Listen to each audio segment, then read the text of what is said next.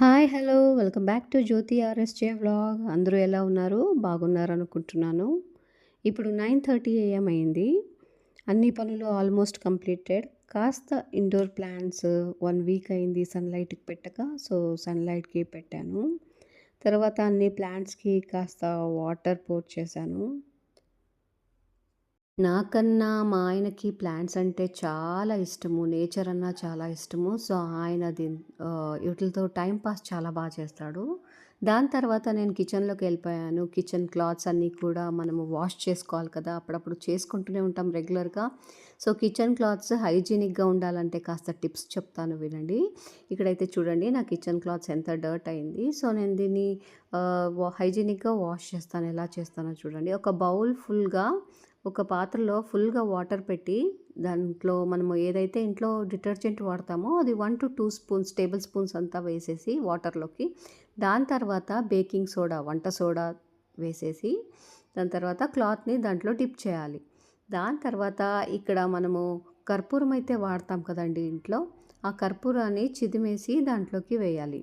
తర్వాత చూడండి ఇక్కడ, దాన్ని అలా చిదిమేసి వేసేస్తున్నాను. దాని తర్వాత వైట్ వెనిగర్ ఏదైతే మనం ఇంట్లో వాడతాం కదా, అది కూడా దాంట్లోకి వేసేసి రోలింగ్ బాయిలింగ్‌కి పెట్టాలి. దాంట్లో బ్యాక్టీరియా అంతా కూడా వెళ్ళిపోతుంది, క్లీన్ అయిపోతుంది. తర్వాత హైజీనిక్‌గా కూడా ఉంటుంది. సో, మీరు దాన్ని బాయిలింగ్ అయిన తర్వాత, దాని తర్వాత నెక్స్ట్ స్టెప్ దాన్ని వాష్ చేసుకోవాలి.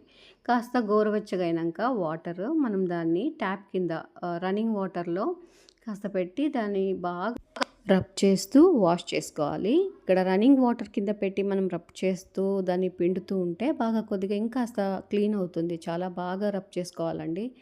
ఇప్పుడు చూడండి డర్ట్ వాటర్ ఎంతగా ఉందో దాన్ని పడేస్తున్నాను. ఆ స్మెల్ ఇల్లంతా కూడా చాలా గుమగుమగా ఉంటుంది. తర్వాత ఇది డ్రై చేసినటువంటి క్లాత్ మీకు చూపిస్తుండేది.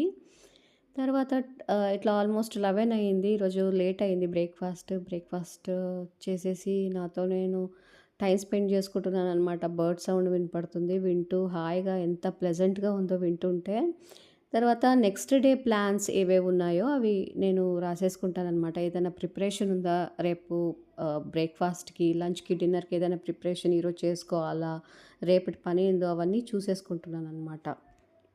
ఇప్పుడు ఇక్కడ 12:00 అయింది. ఆయన 1:00 లోపల నాకి లంచ్‌కొచ్చేస్తారు కాబట్టి, నేను త్వరగా వంట చేసుకోవాలి. ముందుగానే ప్రిపేర్ చేసి అన్నీ రెడీగా పెట్టుకుంది.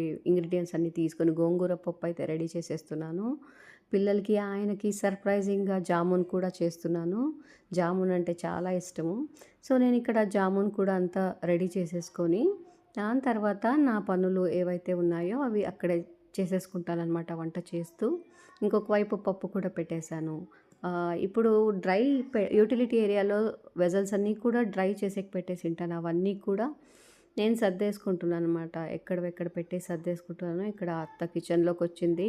గోంగూర పప్పులోకి మజ్జిగ మిరపకాయలుంటే చాలా బావుంటదని ఏపేకొచ్చింది. అక్కడికక్కడే వంట చేస్తూ ఏవైతే సామాన్లున్నాయో కూడా వాష్ చేసేసుకుంటున్నాను.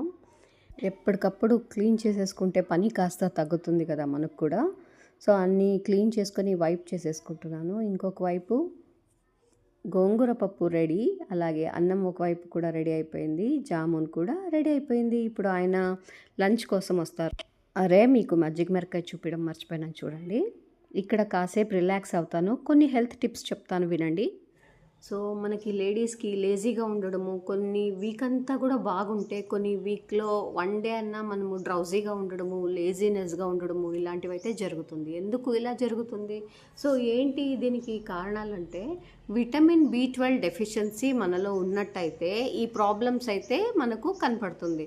నాకు ఈ సెకండ్ ప్రెగ్నెన్సీ తర్వాత వచ్చినటువంటి ఈ విటమిన్ బి12 డెఫిషియన్సీ ఎలా తెలుసుకున్నానంటే, నాకి కొద్ది రోజులు ఎలా ఉన్నిందంటే ఫస్ట్ నేను కొన్నిసార్లు లేజీగా ఉండడము, చిన్న మాటకు కూడా ఇరిటేట్ కావడము ఇలా అనిపిస్తున్నింది. సో, ఎందుకు ఇలా అవుతుంది? ఒక్కసారి డాక్టర్ దగ్గర చూపించుకుందామని చాలా వరకు అనుకున్నాను. అప్పుడైతే నేను ఎప్పుడైతే వెళ్ళానో డాక్టర్ దగ్గర కన్సల్ట్ అయ్యానో, అప్పుడు వాళ్ళు నాకు బ్లడ్ టెస్ట్ అన్నీ కూడా చేశారు. సో, ఏదైనా ప్రాబ్లమ్ ఉందా అని తెలుసుకోవడానికి కోసం వెళ్ళాననమాట. సో, విటమిన్ బి12 డెఫిషియన్సీ అలాగే డి డెఫిషియన్సీ ఉంది.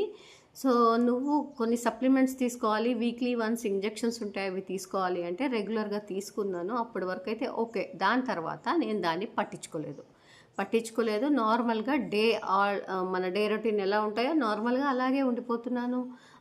మంచి ఫుడ్స్ తీసుకోవడం లేదు. మంచిగా నేను ఏది కూడా నేను ఇంప్రూవ్‌మెంట్ చేసుకోవడం లేదు లైఫ్‌లో. సో, నెక్స్ట్ ఏం చేయాలి అనిపిచ్చింది. దాని తర్వాత రిచ్ ఇన్ ఫుడ్స్ అయితే ఏవైతే ఉన్నాయో సోర్స్ అవి మీట్‌లో దొరుకుతుంది, ఫిష్‌లో దొరుకుతుంది, ఎగ్స్‌లో దొరుకుతుంది. అలాగే మిల్క్ ప్రొడక్ట్స్, డ్రై ఫ్రూట్స్, అలాగే మన డైరీ ప్రొడక్ట్స్‌లో అయితే మనకి దొరుకుతుందనమాట. నేనిక్కడ చెప్పినటువంటి ఫుడ్స్ మీరు లైఫ్ స్టైల్‌లో గ్రాడ్యుయల్‌గా అప్డేట్ చేసుకొని చూడండి. మీరు తీసుకోండి. మీకు డ్రాస్టిక్ చేంజెస్ కనపడతాయి లైఫ్‌లో. ఎందుకంటే మనం హ్యాపీగా ఉంటేనే ఫ్యామిలీ అందరూ కూడా హ్యాపీగా ఉండేకవుతుంది. మనం కూడా పని చేసి వాళ్ళకి వండి పెట్టేకి గూడా మనకు గూడా అవుతుంది కాబట్టి you have to change your habits. Compulsory ఇవన్నీ చేసి చూడండి. ఏదైనా డెఫిషియన్సీ ఉన్ని లేకపోని కొన్ని ప్రోటీన్స్, కొన్ని కావాల్సిన సప్లిమెంట్స్ అవి తీసుకొని చూడండి. డాక్టర్ దగ్గర కన్సల్ట్ అయ్యి మీ లైఫ్ చేంజ్ చేసుకోండి.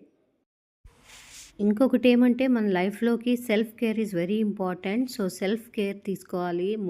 మనం మోటివేట్ చేసుకోవాలి కాబట్టి మీరు టేక్ కేర్ ఆఫ్ ఇట్. మీకు ఈ ఛానల్ నచ్చినట్టయితే మీరు లైక్ చేసి, షేర్ చేసి, సబ్స్క్రైబ్ చేయండి. ఇంకా ఎలాంటి వీడియోస్ మీకు నచ్చుతాయని నాకు అట్‌లీస్ట్ కమెంట్ సెక్షన్‌లో కమెంట్ చేయండి. నేను అలాంటి వీడియోస్ ట్రై చేస్తా. ఆల్మోస్ట్ నేను ట్రై చేస్తాను తీయడానికి. Thank you so much.